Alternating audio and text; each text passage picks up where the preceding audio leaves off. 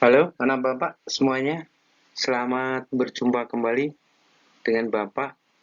Kali ini Bapak akan menyampaikan apa itu yang namanya dengan AKM atau kepanjangan daripada Assessment Kompetensi Minimum. Nah, Merdeka Belajar adalah kebijakan yang besar dalam rangka untuk mewujudkan transformasi suatu pengelolaan pendidikan di Indonesia. Salah satunya yaitu adalah dengan menghapus ujian nasional atau UN yang akan diganti dengan asesmen kompetensi. Asesmen kompetensi atau asesmen nasional tepatnya itu sendiri terdiri dari 3 bagian, yaitu yang pertama asesmen kompetensi minimum atau AKM, kemudian yang kedua adalah survei karakter, dan yang ketiga adalah survei lingkungan belajar. Nah, diterapkannya daripada kebijakan ini merupakan penanda bahwa perubahan paradigma daripada evaluasi pendidikan dan peningkatan sistem evaluasi pendidikan. Tujuan utamanya adalah yaitu untuk mendorong perbaikan mutu pembelajaran dan hasil belajar peserta didik. Untuk itu, pada kesempatan kali ini, Bapak akan berusaha untuk mencoba memberikan apa itu tentang soal-soal daripada AKM untuk anak Bapak. Baik, siap ya? Bapak lanjutkan. Baik, nomor 1. 4 pemain sepak bola melakukan latihan tendangan penalti. Hasil latihan tersebut disajikan dalam tabel berikut. Ya, jadi ada sebuah latihan tendangan penalti disajikan dalam sebuah tabel. Pemain yang mempunyai peluang terbesar untuk sukses di dalam melakukan tendangan penaltinya adalah, nah, di dalam soal AKM ini anak Bapak semuanya, kalau anak Bapak ada tabel, tidak mau membaca, tidak mau memahami, maka tentunya kalian tidak akan bisa mengerjakan. Padahal soal seperti ini adalah tidak rumit. Nah, bagaimana membahasnya? Soal seperti ini, kata kuncinya adalah peluang, ya. Jadi kata kunci daripada soal ini adalah tentang peluang. Peluang. Peluang. Jadi peluang itu rumusnya adalah PA, ya. PA itu sama dengan NA per NS. Nah, apa itu yang namanya NA? NA ini adalah banyak kejadian. Jadi banyaknya kejadian dilambangkan dengan NA, kejadian, ya. Kemudian kalau NS ini adalah total keseluruhan, atau kalau Bapak menyebut hanya sebagai ruang sampel aja.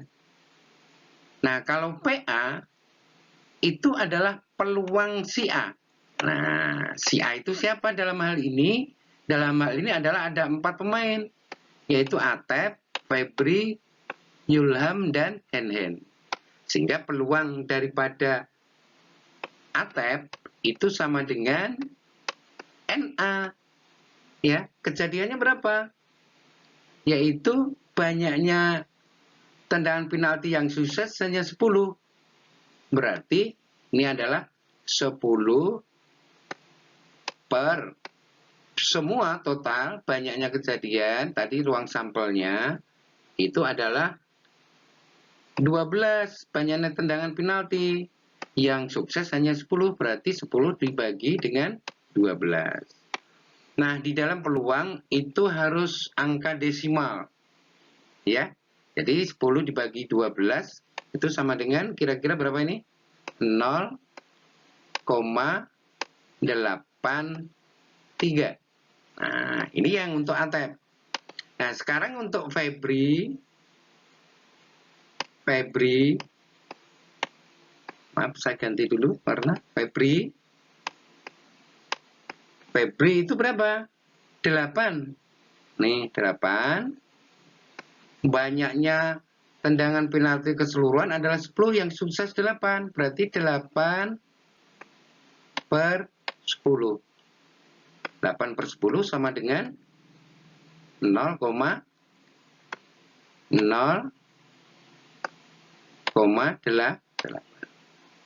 Kemudian Zulham itu tendangan penalti yang sukses 15. Jadi 15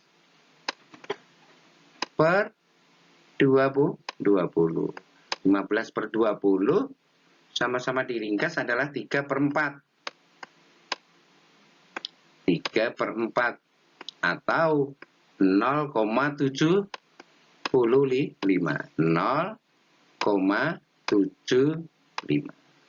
Kemudian yang terakhir adalah NN. NN berapa? Banyak tendangan yang sukses adalah 12. Total keseluruhan tendangan adalah 15. Berarti 12 per 15. 12 per 15 sama dengan 4 per 5 ya. 4 per 5 berarti sama dengan 0,8.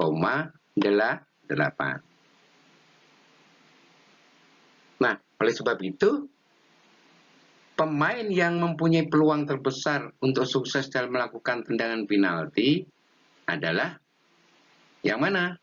Yaitu yang 0,83. Jadi jawabannya adalah A, Atep. Mudah bukan? Iya, yang penting anak bapak harus dibaca. Satu, yang kedua pahami daripada tabelnya. Baik, bapak lanjutkan. Baik, anak bapak semuanya. Sekarang bapak lanjutkan nomor 2. Nomor 2 soalnya masih tetap sama dengan soal nomor 1. Namun pada soal nomor 2 ini pertanyaannya berbeda.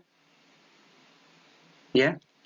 Pertanyaannya adalah, jika Zulham melakukan tendangan penalti sebanyak 60 kali, berapakah perkiraan banyaknya tendangan yang sukses? Nah, ini dibalik. Ya. Jadi kalau pada soal nomor 1 tadi, masih ingat ya anak bapak? Jadi pada soal nomor 2 ini kita fokus ke Zulham, ya. Kita fokus ke Zulham aja, ya.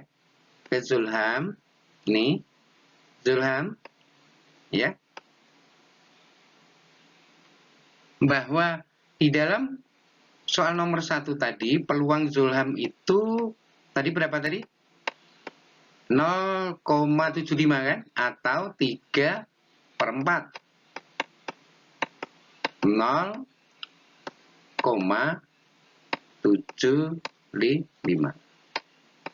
Baik, jika peluang Zulham itu 75, 0,75 atau 3 per 4, maka berapa perakiraan agar banyak tendangan yang sukses tadi pada si Zulham? Nah, dalam hal ini peluang daripada Zulham, itu harus dikalikan dengan N. Ya. N itu sekarang beda dengan N yang di dalam tabel. Melainkan kita akan memperkirakan perkiraan tendangan yang sukses. Ya. Sehingga dari sini sudah dapat gambaran anak bapak semuanya bahwa peluang Zulham tadi itu sama dengan 3 per 4 dikali N. Banyaknya berapa tendangan penalti sekarang? Sekarang adalah 60. Berarti 3 per 4 kali 60. Sama-sama diringkas. Maka ini menjadi 15. Nah, 15 dikali dengan 3 sama dengan 45. Mudah kan? Nah, jadi kalau anak Bapak sudah mendapatkan clue-nya atau kata kuncinya, sematnya, maka soal yang demikian ini bukan menjadi suatu soal yang rumit atau soal yang sangat susah untuk dikerjakan, ya.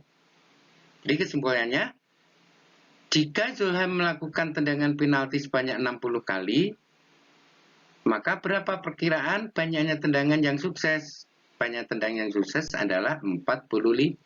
Jadi soal nomor 2, jawaban yang benar adalah C. Mudah bukan? Iya, baik. Bapak lanjutkan. Baik, sekarang Bapak lanjutkan untuk nomor yang ketiga atau nomor 3. Tabel di bawah ini menunjukkan poin yang diperoleh setiap pembalap dalam 4 kompetisi. Nah, jadi ada 4 pembalap, di mana setiap pembalap dalam tabel ini itu akan melakukan 4 kompetisi. Bapak ulangi, masing-masing pembalap akan melakukan 4 kompetisi, yaitu kompetisi 1, kompetisi 2, kompetisi 3, sampai dengan pada kompetisi 4, masing-masing. Nah, masing-masing pembalap tersebut adalah yang pertama Valentino, ya, yang ini Valentino, yang nomor 1, kemudian ada Marquez, ada Pedrosa, ada Petrucci. Wah, ini pembalap-pembalap kelas dunia semuanya, anak Bapak ya. Jadi, masing-masing pembalap ini melakukan 4 kompetisi. Kompetisi 1, 2, 3, dan 4 yang dirangkum dalam sebuah tabel. Pertanyaannya, anak Bapak, perhatikan, jika nama pembalap tersebut diurutkan melalui total poin, Bapak ulangi, melalui total poin yang diperoleh, akan kita urutkan mulai dari yang tertinggi, dari yang terendah, dan siapakah yang berada di posisi paling atas. Anak Bapak, soal demikian ini tidak terlalu sulit. Yang penting Bapak peringatkan, itu kalian yang penting mau membaca, ya, mau membaca baik tabel maupun grafik maupun yang lainnya, ya. Nah, gimana sekarang cara membahasnya? Kita tahu bahwa soal demikian ini konsepnya itu hanyalah penjumlahan saja, ditambah-tambah. Nah, jadi clue-nya sudah ketemu. Sematnya, kata kuncinya adalah hanya penjumlahan. Penjumlahan. Penjumlahan. Ya, penjumlahan. Nah, apa yang dijumlah? Yang dijumlah adalah poinnya. Nah, ini poin. Poin dari setiap pembalap. Padahal ada 4 pembalap. Nah, sekarang langsung aja kita jumlahkan poin masing-masing pembalap. Yang pertama Valentino, kita singkat aja. Valentino itu 150 ditambah dengan 142 ditambah 165 ditambah 5 ditambah 134. Nah, ini kalau sudah Bapak jumlahkan itu tadi, hasil poin yang diperoleh oleh Valentino adalah 596.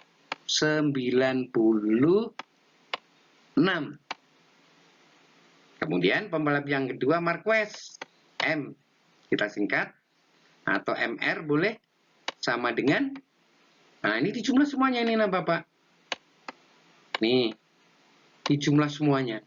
Sehingga akan diperoleh total poin yang diperoleh pembalap si Marquez, itu kalau kita jumlah, dia mendapatkan total poin 596. 42. Nah, kemudian untuk yang ketiga, Pedrosa, PD, kita singkat. Itu kalau kita jumlah seluruhnya dari kompetisi 1 sampai dengan kompetisi 4, itu total yang diperoleh oleh Pedrosa adalah 740. Nah, 740. Kemudian yang terakhir Petrucci, PT Petrucci, kita singkat. Total poin semua yang diperoleh oleh Petrucci dari kompetisi 1 sampai 4 itu kalau kita jumlah, Petrucci hanya mendapatkan total poin 622. Nah, sekarang anak Bapak sudah bisa mengurutkan yang diminta oleh si penanya di posisi yang paling tinggi. Nah, di posisi yang paling tinggi, setelah kita cari setiap pembalap, maka pembalap yang mempunyai total poin yang paling tinggi adalah ini, Pedrosa, 740. Sehingga jawaban yang tepat adalah C, Pedrosa. Nah, ini kan juga mudah. Yang penting anak Bapak harus mau membaca saja, ya. Baik, Bapak lanjutkan. Baik, nomor 4 sekarang. Masih di dalam tabel sama seperti di soal nomor 3 yang tadi, anak Bapak semuanya. Pertanyaannya sekarang, jika nama pembalap diurutkan menurut total poin yang diperoleh, mulai dari yang tertinggi sampai terendah, siapakah yang berada di posisi terendah? Nah, tadi soal nomor 3 tadi, kita tahu bahwa yang memperoleh total poin yang tertinggi tadi adalah Pedrosa, ya kan? Jadi kalau kita urutkan dari Valentino tadi kalau tidak salah tadi 596, ya. 596.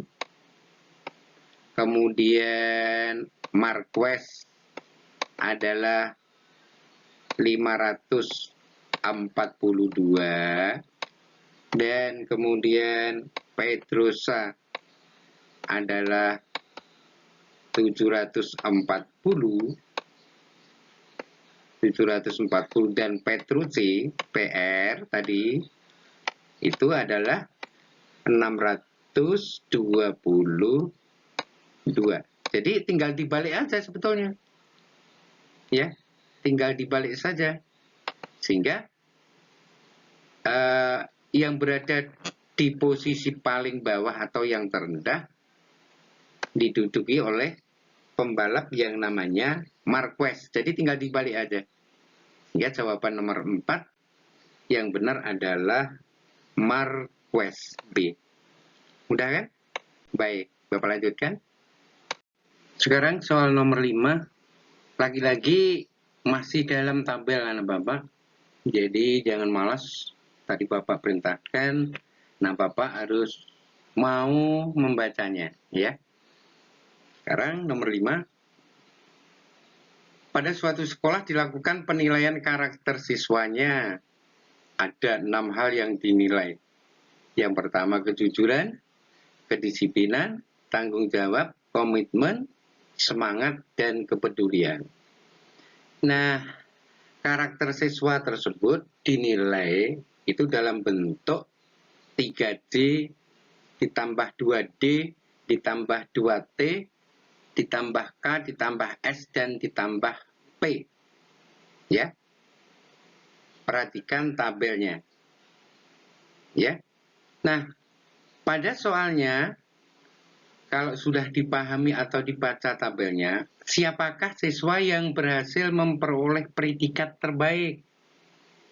Nah, soal seperti ini, anak Bapak, sebetulnya polanya itu adalah sama seperti soal nomor 3 dan 4, yaitu penjumlahan, ada perkalian, atau SMART-nya adalah kurang, bagi, tambah, kali. Jadi kalau Bapak sudah mengetahui konsep seperti ini, maka akan sangat mudah. Seperti apa? Yaitu bahwa konsepnya itu tadi sama seperti nomor 3 dan 4, maka kita bisa menulis 3C ditambah 2D ditambah 2T ditambah K ditambah S dan ditambah dengan P. Nah, ini penilaiannya. Ya, apa yang dinilai yaitu ada 6 karakter. Nah, siapa yang dinilai? Yang dinilai adalah yang ada di dalam tabel ini, yaitu ada 4 siswa. Yang pertama adalah Riza.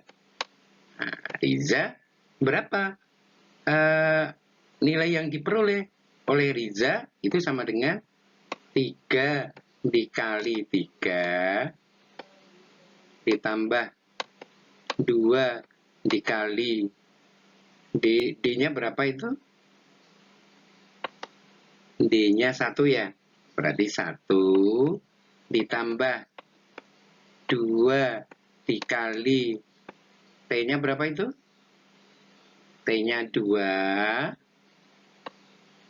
ditambah K, K-nya berapa itu? 2 ditambah dengan apa? S, S-nya berapa ini? 1 ditambah dengan P, P-nya berapa itu? 3. Jadi kalau kita jumlahkan semuanya, perhatikan anak Bapak untuk yang Riza 3 kali 3, 9 ditambah 2 kali 1, 2 ditambah 2 kali 2, 4 ditambah 2 ditambah 1 ditambah 3, kita sama dengan 6.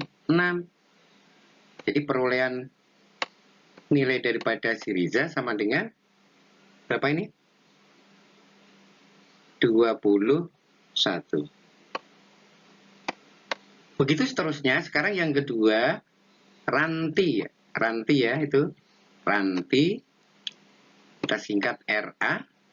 Itu sama dengan kalau kita jumlahkan semuanya dengan menggunakan nilai 3C yang ini, ditambah 2D, ditambah 2T, ditambah K, ditambah S, dan ditambah P, maka untuk si Ranti ini, dia akan memperoleh nilai sebesar 20. Ya, 20. Kemudian untuk si Adela, kita singkat Adela, maka dia memperoleh dengan nilai seperti ini, 3C yang di atas ini, maka si Adela akan memperoleh nilai 20.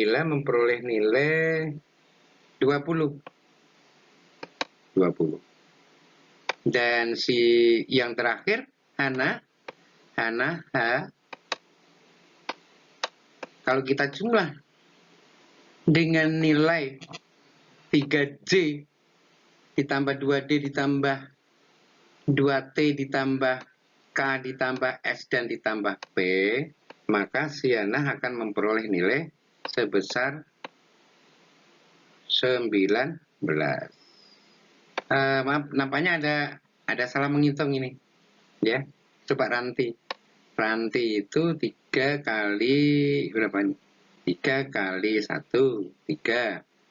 2 kali 3, 6, 9. 2 kali 2, 4, 13. 13 ditambah 3, 16. Oh, 19. Maaf, untuk si Ranti ya. Si Ranti itu 19. Ini 19 bukan 20 ya. Jadi kalau sudah diurutkan seperti ini, Maka kita tahu bahwa siswa yang memperoleh predikat yang paling baik adalah siswa yang mempunyai jumlah nilai tertinggi. 21, yaitu Siriza. Mudah kan? Baik, Bapak lanjutkan. Baik, sekarang Bapak lanjutkan untuk yang nomor 6. Bapak rasa ini yang terakhir aja, nah Bapak ya. Bapak harapkan juga harus berlatih terus dan jangan bosan-bosannya untuk selalu membaca dan membaca soal-soalnya. Sekarang nomor 6, perhatikan tabel berikut. Tabel berikut itu menunjukkan tarif 3 perusahaan taksi online. Nah, ini sekarang ada 3 perusahaan taksi online. Yang pertama itu adalah Arjuna, ada Kelut, dan yang ketiga ada Merbabu. Ya. Nah, pada taksi online tersebut dia menjadwalkan atau membuat sebuah tarif awal masing-masing berbeda. Arjuna 6.000, kemudian yang Kelut itu 6.500, dan yang Merbabu 7.000. Nah, tarif awal yang berbeda-beda itu menunjukkan bahwa tergambar di dalam kolom yang kedua, tarif tiap kilometer pada jam sibuk. Jam sibuknya pukul 7 sampai pukul 10 dan pukul 15 sampai 18. Ya. Nah, sekarang Marni tersebut akan pergi ke rumah neneknya yang jaraknya 10 km pada pukul 17. Taksi online manakah yang dipilih Marni agar biaya yang dikeluarkan Marni minimal? Baik, karena Bapak. Nah, soal seperti ini dapat kita cari bahwa Marni akan pergi ke rumah yang jaraknya 10 km. Nah, jadi jarak yang akan ditempuh Marni adalah 10 km. Nah, kapan Marni tersebut akan pergi ke rumah nenek? Yaitu pada pukul 17. Jadi pada jam 17.00 kita lihat jam 17.00 itu adalah jam 5 sore. Berada di mana? Kalau jam 5 sore, jam 5 sore itu berada di pada jam sibuk. Nah, ini jam sibuk. Ya. Jadi kalau kita lihat di dalam tabel 2 ini, maka jam 5 itu berada di dalam jam sibuk. Perhatikan ya, jam sibuk. Nah, kalau berada di jam sibuk, maka masing-masing taksi tersebut, perusahaan taksi online tadi, baik Arjuna, Kelut maupun Merbabu, untuk tarif per kilometernya, atau begitu buka pintu mungkin sudah bayar. Nah, untuk Arjuna itu adalah 4.500, kemudian untuk Kelut itu 4.000, untuk Merbabu juga 4.000. Baik, sekarang cara menyelesaikan soal seperti ini, kita cari satu persatu. Dari perusahaan Kelut, Arjuna, maupun Merbabu. Apa yang dicari? Kita lihat bahwa yang dicari adalah biaya. Biaya yang harus dikeluarkan agar minimal, agar murah. Nah, cara mencarinya bagaimana? Yaitu biayanya yang harus dikeluarkan Marni itu sama dengan masing-masing taksi ini mempunyai tarif awal, ya. Tarif awalnya nih, yaitu tarif awal, ya, ditambah dengan jarak tadi 10 km dikali tarif tiap kilometer. Ya, jadi dikali dengan tarif kilometer. Nah, dari sini pun sekarang anak Bapak sudah sudah tergambar. Maka kalau mau bepergian Marni itu supaya mengeluarkan biaya minimal harus memakai taksi online yang mana. Nah, sekarang kita cari satu persatu. Sekarang yang pertama adalah Arjuna. Tarif awal Arjuna berapa ini? 6.000. Yang ini 6.000 ya. 6.000 ditambah 10 dikali dengan Arjuna berapa ini? Arjuna tarif tarif kilometernya 4.500 ya. 4.500 yang ini. 4.500.